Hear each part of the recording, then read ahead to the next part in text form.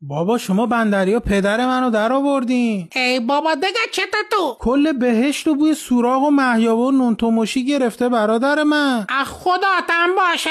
بابا نوح فشارش بالاست، چرا سوراخ دادیم بهش؟ سوراخ و تخم مرغ بشنین کیف کردی. تو بهشت درخت گارمزنگی کاشتین. اولا که گارمزنگی نه و گارزنگی، دوما بهش تنها میوه‌ای که کم داشت گارزنگی بود. با قالی سلیمان رفتین مسافر کشی. به خدا نصف پولشو میدادیم به خود سلیمان.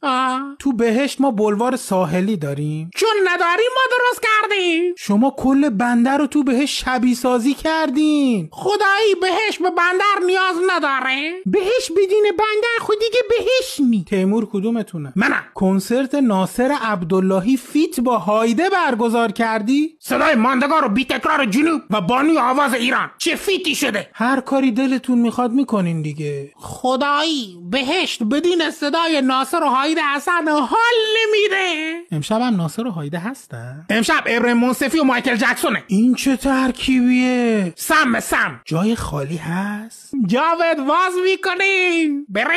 بریم داداش، فقط به کسی نگی. خیال تخت خواب هوری هم میخوای؟ نه عزیزم. شیاب چی؟ شیاب ناب بهشتی؟ نه برادر. کل خالی خو حال نمیده. بیا بریم. چیکو به نگهبون مووا به هویو بگی چادر بپوشن. چیکو بساط سگی جمع بکنی زاین.